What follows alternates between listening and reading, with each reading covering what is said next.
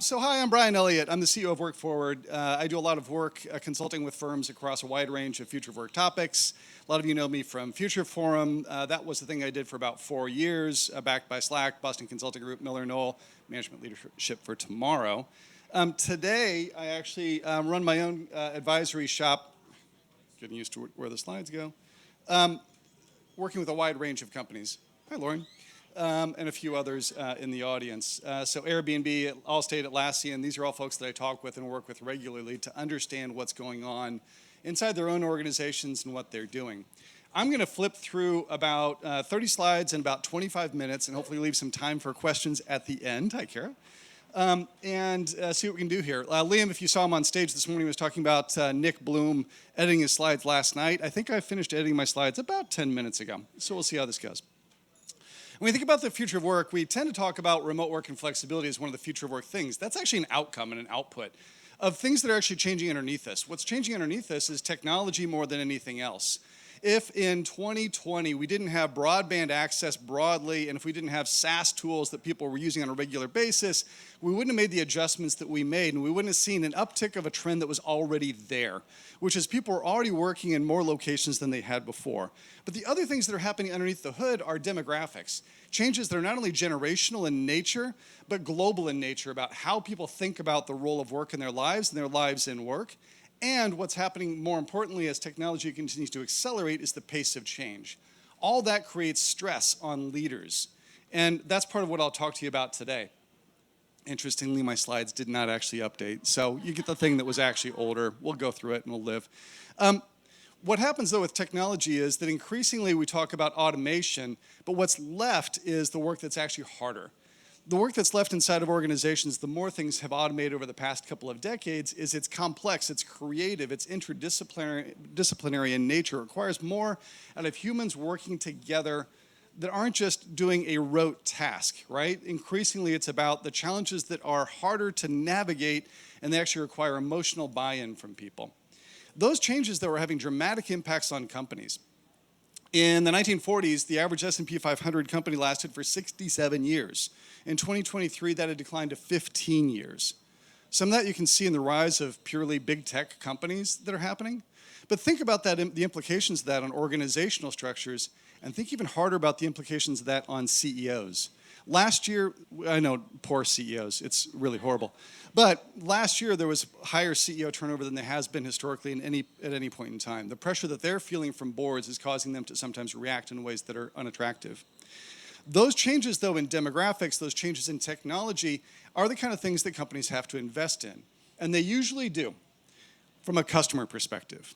We're now 2 decades into investments in customer life cycles, in journey mapping, and understanding through focus groups and one-on-ones and quantitative results what we're doing. We have entire functions, product management, that were built around understanding the deep needs of customers in order to build better products for them.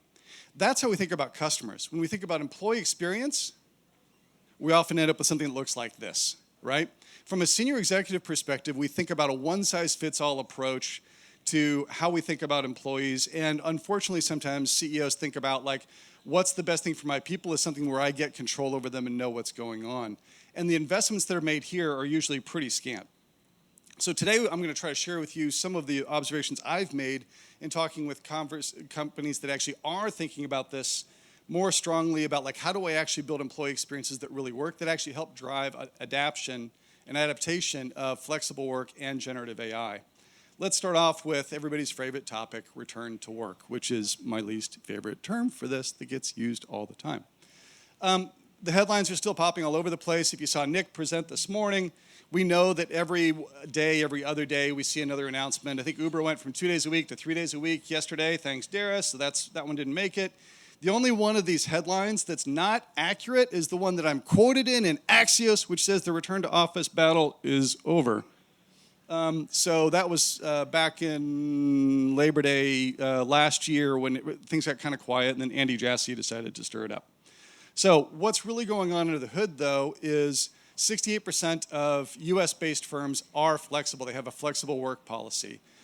Flex Index tracked this as of the end of last year. The numbers didn't change much on an ongoing basis. 2/3 of those firms that have a hybrid policy in place are at the 3-day-a-week perspective.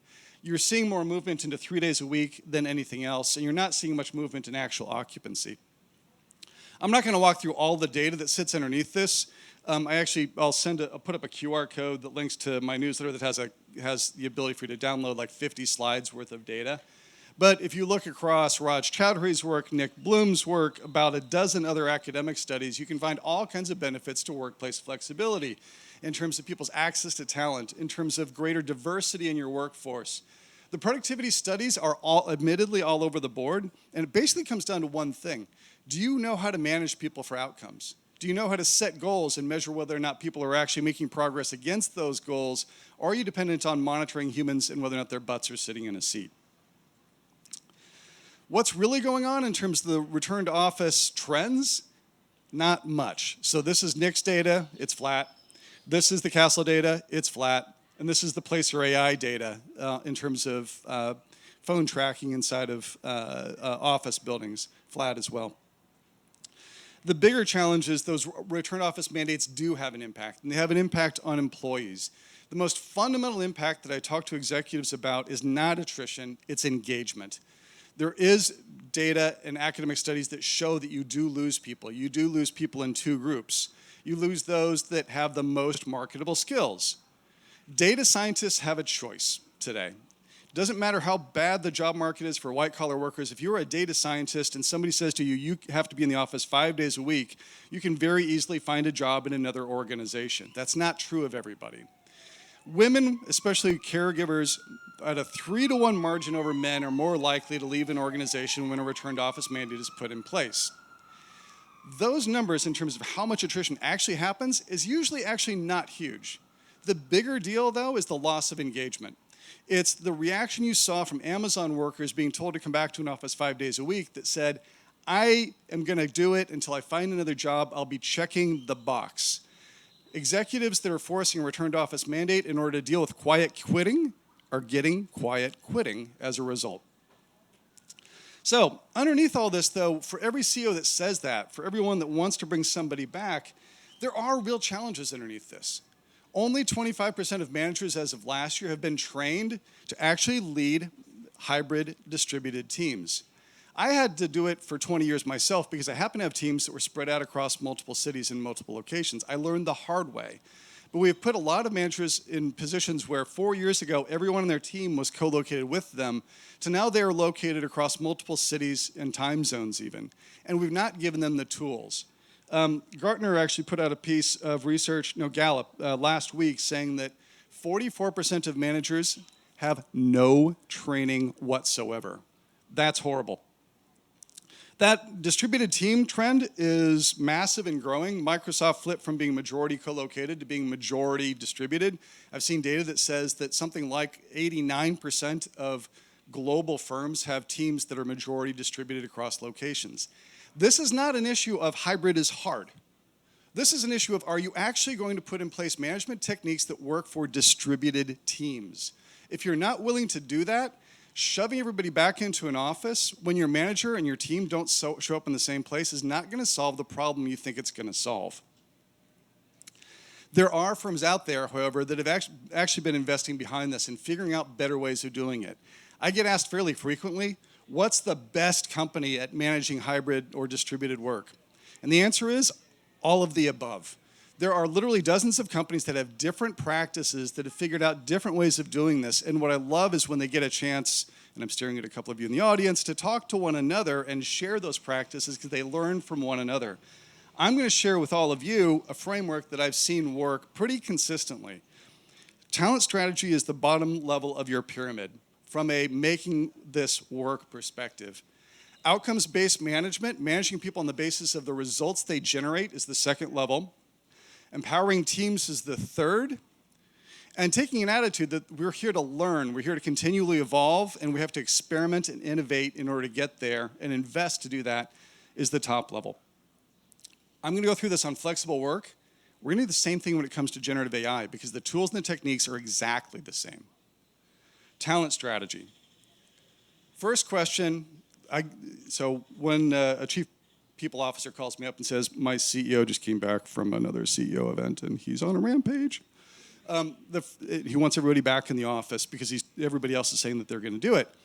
The first question I ask is, what problem are you trying to solve? What problem is he trying to solve? Because let's face it, it's almost always he. The second question, though, is tell me about your talent. Are people distributed or are they co-located in the same location? Because if you think about like the Jamie Dimon response that he had, we'll come back to this. He's not entirely wrong about younger workers and some of the challenges they're facing. But when the guy that raises his hand and says, Jamie, I have a question. My team all reports into different offices around the globe. We're in different time zones. Making them trudge into the office 5 days a week and commuting during time when we could collaborate doesn't really work very well. I may have said that differently than he did. But that's basically what he's arguing. When Jamie then says, no, absolutely not, do it my way, he's ignoring a fundamental issue that's happening these days, which is teams are more distributed. The second is, what's your employee value proposition? And this is, system X versus system Y. Do I reward people for outcomes versus do I monitor them for performance? What is it that I'm actually trying to do? If I'm trying to get the best, highest quality talent, if I am Airbnb, I've got an I've got an opportunity to recruit people from Apple. Sorry, Kara, I just blew that one. And this is part of what happened. Live Anywhere and Work Anywhere was a recognition of a change that was happening in the globe that Airbnb took advantage of. It was also an opportunity to recruit highly talented, highly sought after designers from Apple into that organization. So your talent strategy, your employee value proposition comes into play in this. Second step, outcomes-based management. There's all kinds of great ways and horrible ways to implement KPIs, MBOs, OKRs, pick your three-letter acronym. There's also really horrible ways to implement all those things. Any way that you do it, any way in which you make those subtle adjustments and continually progress towards managing people on the basis of outcomes, not monitoring, is 1,000 times better than counting on the fact that that Johnny shows up early and Johnny stays up late means that Johnny's actually doing anything useful at work. We know there are benefits if you're sitting next to somebody you can kind of see what they're doing, but you're much better off moving into a system that says, look, I want to make sure that we are aligned as a team about what's the most important set of goals that we have this quarter. How are we going to measure those? I actually wrote a piece where Molly Sands from Atlassian was kind enough to walk me through all of what they do. They do 3 to 5 goals maximum per team. They quantify those goals in terms of like, what are the key results we're looking for on a quarterly basis. They measure it once a month. They do tweet-sized updates to keep the process lightweight, and they use that on a continual refinement basis to make sure that people who are spread out across time zones, who are in different offices, and those that are sitting right next to each other are equally aligned about what are we trying to accomplish. If nothing else, this is the biggest opportunity I think that we've got in terms of CEOs and leadership, which is think about the difference between I'm going to have trained managers who I'm going to ask to watch people and see if they're showing up for work versus I'm actually going to hold you accountable for the results that you create. So there is upside here for them as well. The last thing I'll note on outcomes-based management is it helps move us away from this issue of proximity bias. Johnny shows up early, Johnny stays up late because more often than not, Johnny's not the default parent at home. Right? And so if the people who are getting the rewards are the ones that are showing up the most often, you can see this in the data already, it means that we're going to perpetuate a system in which men get promoted more often than women, even if they're actually producing the same results. Third level. I love one of my clients, a defense contractor out of Boston. CEO gets up in front of 125 of his senior leaders, this was a year and a half ago, and says, about a third of you want me to declare a magic number. You want me to declare that 3 days a week or 4 days a week or 5 days a week is the answer. We are a global organization. We have 6 business units. We have hundreds of functions. I'm not the one to make that decision. All of you are here because you have to make that decision. You have to work with your teams. You have to talk with your teams and figure out what the right patterns are of working together. Team norms, team level agreements are really powerful in helping people understand what do we do, how do we do it, not just when it comes to locations, meaning how many days a week should we be together and what do we do on those days, but how do we do things that actually more companies that I'm talking with are facing, which is if we're spread out across 2 or 3 time zones, we need to either figure out how do we adjust increasingly to async or definitely as a first step, start talking about things like core collaboration hours. I had this with Future Forum. We had teams spread out across North America. 10 a.m. until 1 p.m. Pacific, which is 1 until 4 East Coast, was the time Monday through Thursday when everybody was expected to be available. That means you're committing to one another that you're not going to put the doctor's appointment in there, the kid pickup in there, anything else, because I'm going to be available to you, Julie, for a conversation when you need me, not just a meeting, right? And so that kind of team empowerment goes a long way towards making this work broadly. If you don't do that, it becomes really challenging. Last and not least, if you look at like Atlassian, if you look at Dropbox, if you look at Zillow, if you look at Airbnb, if you look at Allstate, all of these companies are investing behind continual experimentation. They know that there's no such thing as being done when it comes to making these adjustments in terms of improvement, in terms of making it so that we actually are understanding and learning what works. So if you talk to people in those organizations, and many of them are here today, you'll get insight into things that worked and things that didn't, right? The experiment that you run that tells you something that doesn't work is just as valuable as the one that does, that you then expand and take forward. That takes investment, right? It takes investment, but that investment can be very small. I can't remember who said it on stage yesterday. I think it was Noel from Twilio, but like the 3-person, 4-person team who's helping leaders hold really good team building events can go a long way in a 7,000-person organization to making them more effective. I've sat in a group of senior executives in their offsite, and I said, so when you get people together for 2 or 3 days, you're spending half of it on team building, right? And the response that I got was, what would we do with half of our time for team building? We have lunch. And so people that can help them facilitate that, because it is not a skill that's innate to a lot of leaders, can go a long way. All of that was true for flexibility. It's also true for generative AI. Congratulations, you're here. You're past the peak of the hype cycle, except maybe not really.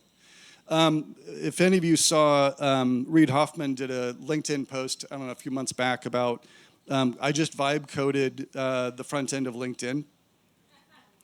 That was really cool. A couple people pointed out a couple flaws with that. Number one, you could have gone to GitHub and got the same thing 4 years ago, which may have been where ChatGPT got it. Number two, you can vibe code a front end. I dare you to vibe code the entirety of LinkedIn. It just doesn't work. And so we're past the hype cycle, but we're definitely in this world of like, what really works and what doesn't.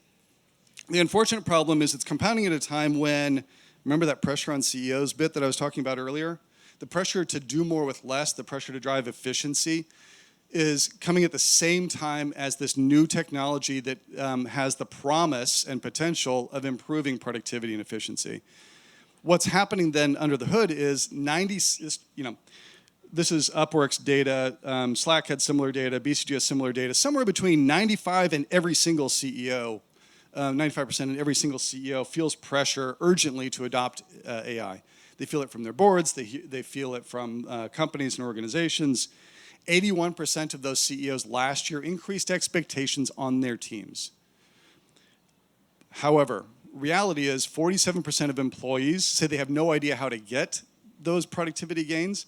And actually, as of last year, 71% of employees in Upwork's survey said that generative AI made them less productive, not more.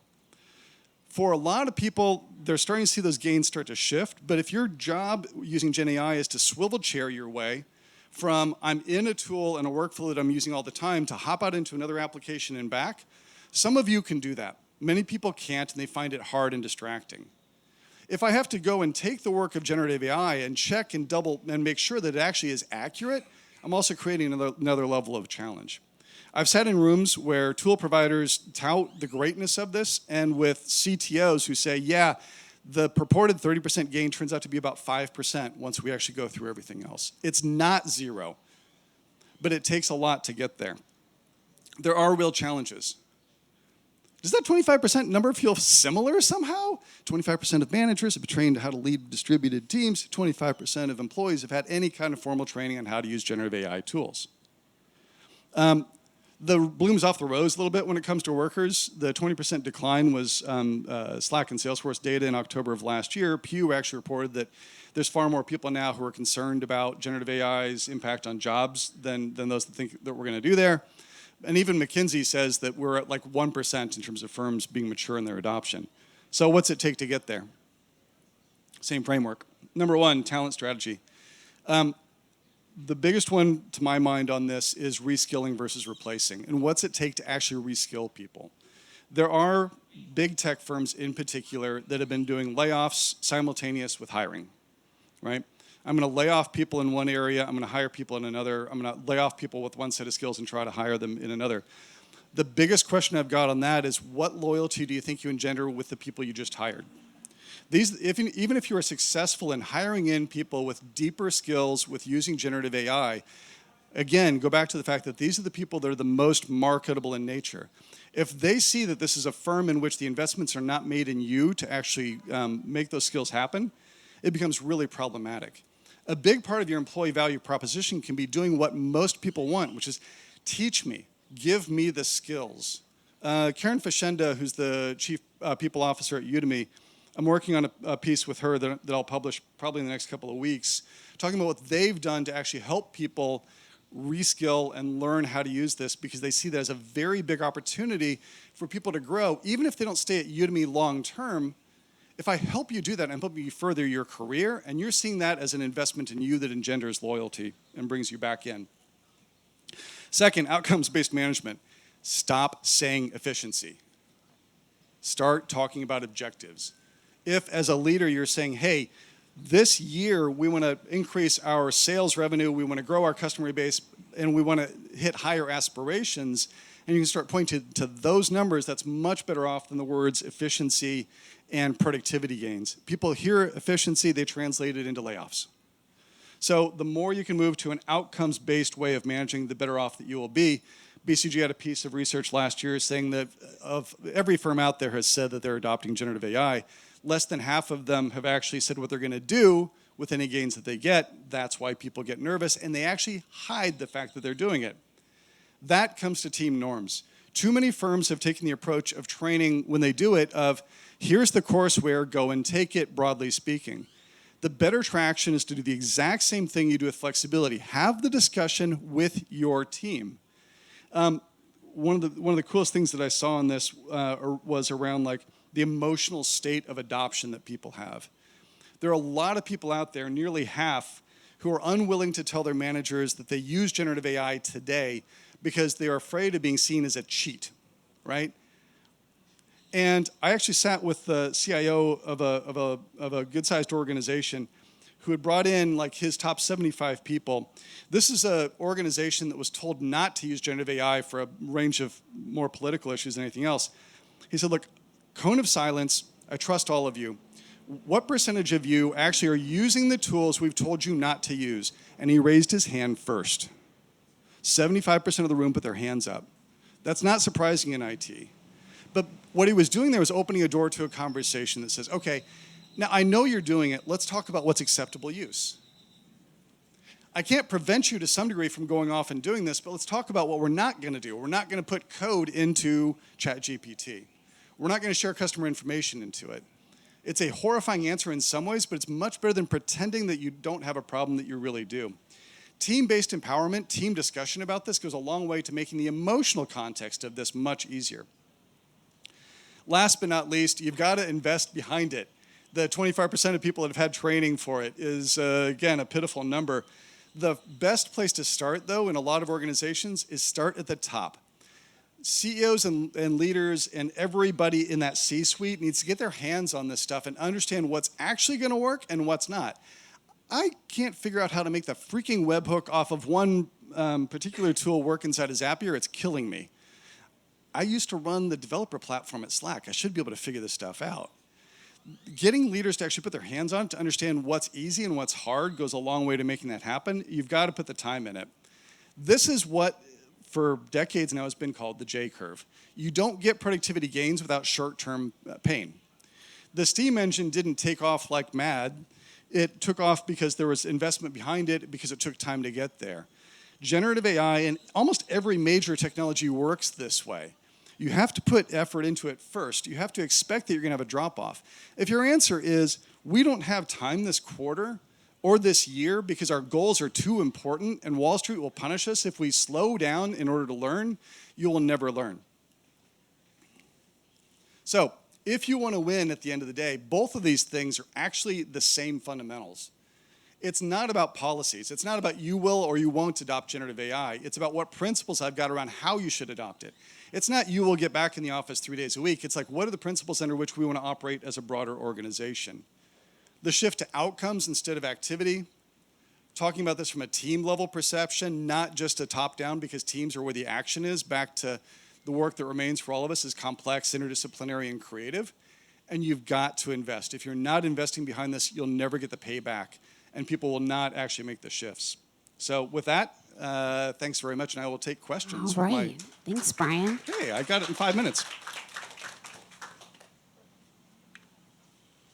Nick and Liam, I was commenting earlier, Liam, that I thought I had updated my slides 15 minutes before the presentation.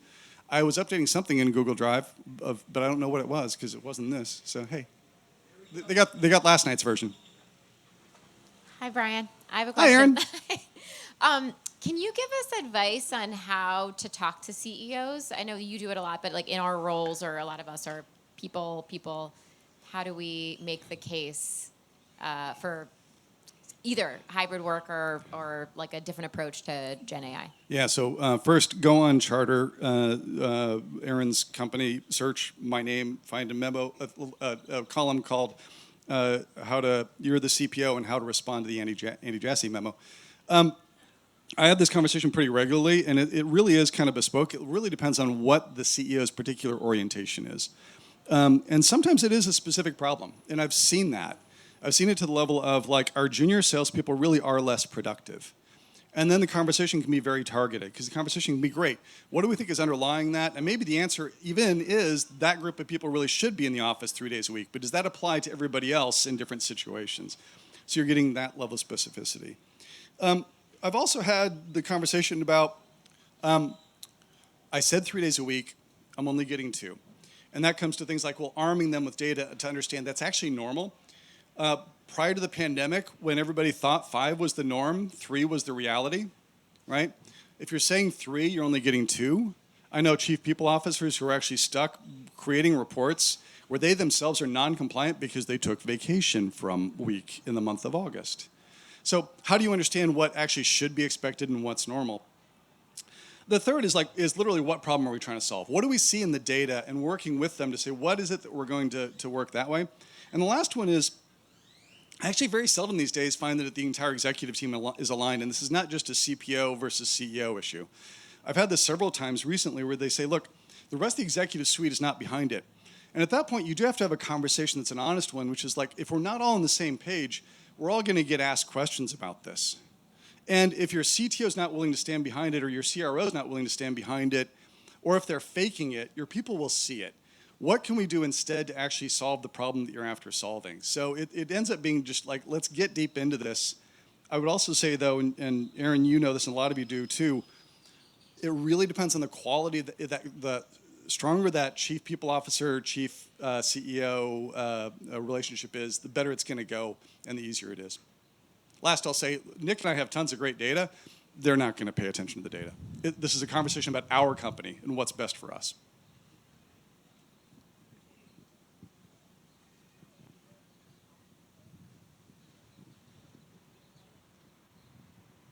Brian, great. Can I ask a question? What do you think the impact of AI is going to be on work from? What's the kind of the interaction if I look 5, 10 years out? I think the companies that are actually adopting flexibility faster, or at least from what I'm seeing, are adopting generative AI faster as well. What's really fascinating is, I mean, you can do this, I can do this. We can name off companies that have been really good at adopting flexible work. It's really hard to point to companies that are not technology providers that are even making claims that they've gotten really deep in adopting generative AI. But I do think the same frameworks, the same engagement mechanisms go a long way, because there's so many companies that, even if the CEO doesn't think they should be as flexible as they are, they've scrambled the egg, right? Their teams are spread out all over the place. It's forced them into an attitude of, like, we have to manage to outcomes, not presence. That gives them a leg up when it comes to generative AI adoption as well. So I think what we're going to see 5 and 10 years out is, you're not going to have heavily 5-day-a-week office-based firms that are great at generative AI, because they won't have developed the muscle in the first place to actually get there.